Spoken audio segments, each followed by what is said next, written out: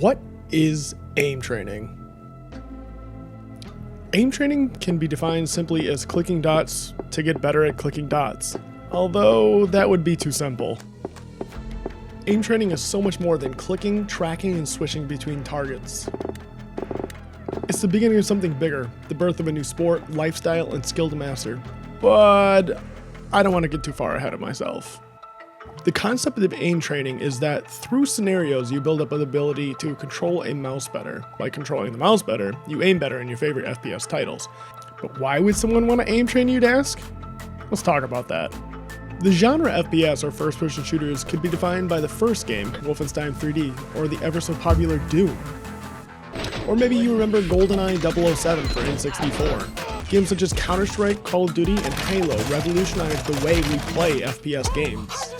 Many of us grew up through these games, passing around the controller to our families and friends, split screening with your siblings, or inviting our friends to the lobby. It's what we thrived on: challenges, competitiveness, camaraderie.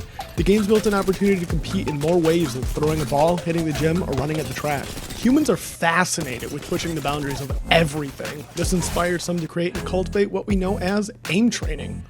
In FPS games, you can be told where to stand, where to look, and then adapt rather quickly. But aiming? You have to train.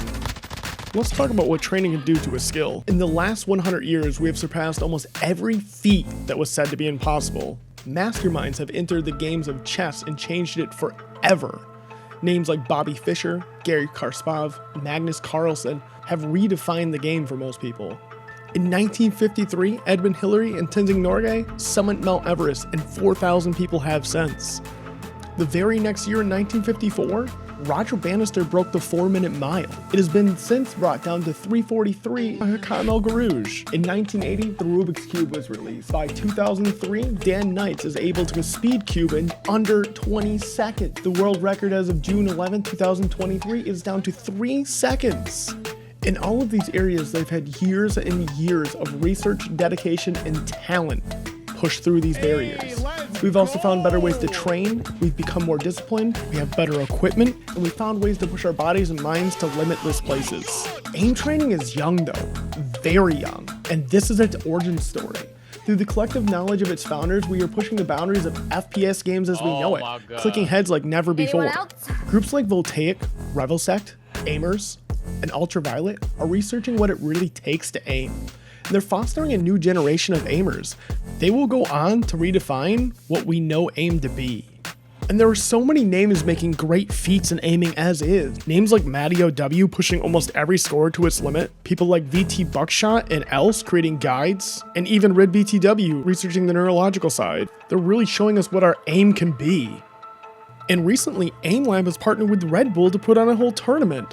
This will attract so much new talent and competition, it will change aiming forever, and I'm really happy to be here at the start of everything. And I hope that more people get into aim training, as I see it more than just clicking dots. It's a lifestyle, filled with all the aspects we yearn from competitive gaming, and yet it's so much simpler. There's no characters to learn, no spray patterns, no maps, the games are short.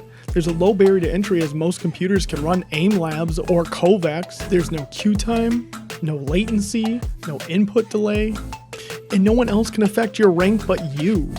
It honestly creates such a good little routine that you can pick up every day for daily improvement as well, giving you something to be proud about and something to strive for. So yes, aim training is just clicking dots, but it can be so much more. And yes, you will ask, can I improve my aim or is it worth it? And many will ask, how far can we actually push this? Why do this? And to that I respond the quote from George Mallory, who summited Mount Everest. George Mallory was once asked, why climb Mount Everest? His famous response was, because it's there. So if you're looking to try a new hobby or skill, improve your aim, or join a new community, download AimLabs or Kovacs and join us at TJBTV.